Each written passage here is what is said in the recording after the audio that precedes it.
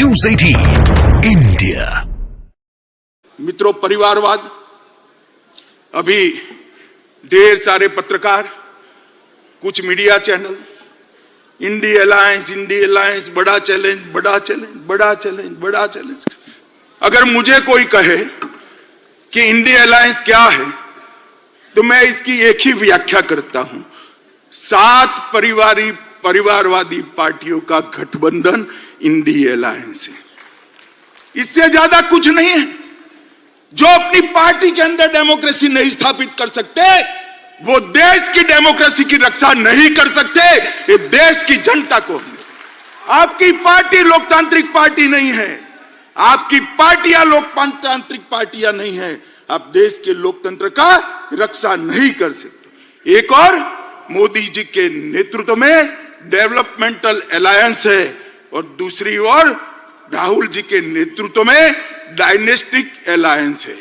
Democratic alliance, developmental alliance और dynastic alliance के बीच में देश की जनता को पसंद करना है। मुझे विश्वास है कि एक और मोदी जी देश के और गरीबों के विकास के लिए काम करें और दूसरी ओर अपने परिवार की चिंता करने वाली पार्टियां है। देश निश्चित रूप से विकास की राजनीति करने वाली भारतीय जनता पार्टी और एनडीए को सिलेक्ट करेगी, इसका मुझे पूरा विश्वास। देखिए साहब, इनके राजनीति में उद्देश्य क्या है? मोदी जी कहते हैं महान भारत की रचना हो, 2047 तक का लक्ष्य रखा, आत्मनिर्भर भारत की रचना हो, 2047 तक का लक्ष्य रखा। सोनिया जी का लक्ष्य राहुल जी को पीएम बनाना, पवार साहब का लक्ष्य बेटी को सीएम बनाना, ममता दीदी का लक्ष्य भतीजे को सीएम बनाना, स्टालिन का लक्ष्य अपने बेटे को सीएम बनाना, लालू प्रसाद जी का लक्ष्य अपने बेटे को सीएम बनाना, उद्धव ठाकरे का लक्ष्य अपने बेटे को सीएम बनाना और मुलायम सिंह जी बेटे को बनाकर ही गए हैं। अब मुझे एक बात बताइए कार्यकर्ता भाइयों बहनों, जिनका लक्ष्य ही अपने बेटे बेटी भतीजों का कल्याण हो, वो गरीब का कल्याण कर सकता है क्या? कभी नहीं कर सकता। जिनका लक्ष्य ही अपने परिवार के लिए सत्ता हथियाना हो, वो देश का कल्याण कर सकता है क्या? कभी नहीं कर सकता। मित्रों, इस देश के अंदर 2G, 3G और 4G पार्टियां हैं। 2G से मतलब आप 2G घोटाले से नहीं है। 2 generation party, 3 generation party, 4 generation party, 4 पीढ़ी तक नेता नहीं बदलता है। 4 पीढ़ी तक नेता नहीं बदलता है। क्यों भाई? देश के किसी युवा में कौवत नहीं है, वो आगे नहीं बढ़ सकता? ना जी, वो नहीं बढ़ सकता। थोड़ा आगे बढ़ गया तो उसका हस्र कर देंगे। कई सारे लोग ऐसे हस्र किए हुए हैं, भारतीय जनता पार्टी ज्वाइन कर आज लोकतंत्र की यात्रा में जुड़े हैं। तेजस्विता का, परफॉर्मेंस का, विचार का, परिश्रम का और दृष्टि का वहां कोई महत्व नहीं है। वहां केवल और केवल आप कहां जन्मे, इसका महत्व है।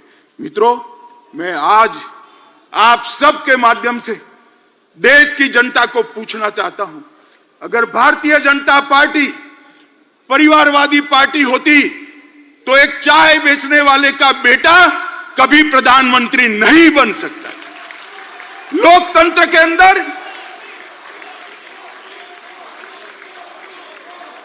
मित्रों, लोकतंत्र के अंदर ये बहुत जरूरी है, सबको समान अवसर मिले। सबके अंदर ईश्वर दत्त शक्तियां जो पड़ी हैं, वो ईश्वर दत्त शक्तियों के आधार पर उसको आगे बढ़ने का मौका मिले और वो केवल और केवल भारतीय जनता पार्टी में विद्यमान है और किसी दल में नहीं। भाई और बहनों, मोदी जी एक गरीब परिवार से, गरीब मतलब आप कल्पना नहीं कर सकते, इतने गरीब परिवार से इस देश के सम्मानीय प्रधानमंत्री बने, जिन्होंने पूरे विश्व में देश को सम्मान दिलाया, गौरव दिलाया, प्रस्थापित। इस देश की राष्ट्रपति एक जनजाति परिवार से आती है। जनजातियों में भी अति पिछड़ी जातियों में से राष्ट्रपति मुर्मू जी आती है, प्रधानमंत्री जी ने, भारतीय जनता पार्टी ने एक गरीब आदिवासी की बेटी को महामहिम द्रौपदी मुर्मू बनाकर सभी आदिवासियों का सम्मान। इस देश का उपराष्ट्रपति एक किसान का बेटा, खेत जोतने वाले का बेटा इस देश का उपराष्ट्रपति बना है। मित्रों, मैं खुद कह मानता हूं कि भारतीय जनता पार्टी में बूथ का काम करने वाला एक व्यक्ति देश का प्रधानमंत्री भी बन सकता है, राष्ट्रपति भी बन सकता है। और वो केवल और केवल भारतीय जनता पार्टी में ये सहूलियत उपलब्ध है क्योंकि हमने हमारी पार्टी को लोकतांत्रिक पार्टी बनाकर रखा है। मित्रों, ये परिवारवादी पार्टियां जो अपने बेटे बेटियों के लिए काम करती है वो देश का कल्याण नहीं कर सकती। केवल और केवल राष्ट्र प्रथम के नारे के साथ आगे बढ़ रही भारतीय जनता पार्टी, मोदी जी के नेतृत्व में आगे बढ़ रही भारतीय जनता पार्टी ही देश का कल्याण कर सकती है। मित्रों, इस देश में जब से हमारा संविधान बना, हमारे संविधान के अंदर पंथ निरपेक्षता को बहुत बड़ा महत्व दिया गया। और ये देश आज से नहीं, हजारों सालों से पंथ निरपेक्षता के आधार पर, बिन सांप्रदायिकता के आधार पर चलता रहा। राज्य का कभी कोई धर्म नहीं होता है। सबको अपना धर्म मनाने की, मानने की और उसका अनुसरण करने की छुट्टी भी है, मुक्ति भी है।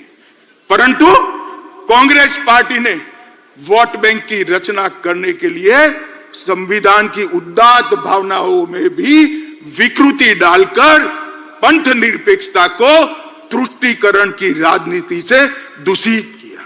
मित्रों, मैं आज आप सबके सामने कहना चाहता हूं, ये कांग्रेस पार्टी जिसने भगवान श्री राम के अस्तित्व को नकारा और एफिडेविट पर नकारा, बाद में उनको एफिडेविट वापस ले।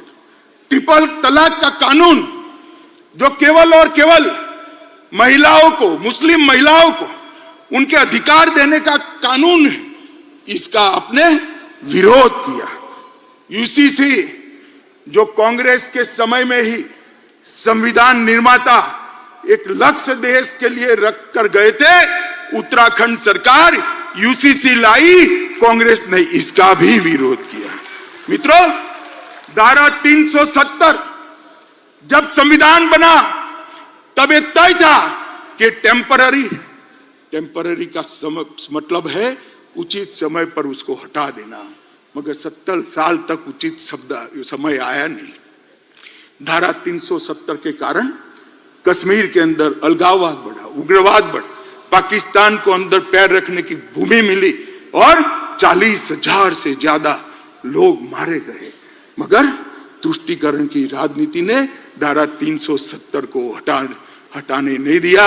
इस देश की जनता ने मोदी जी को दूसरी बार पूर्ण बहुमत दिया। 5 अगस्त 2019 को मोदी जी ने धारा 370 को समाप्त कर दिया।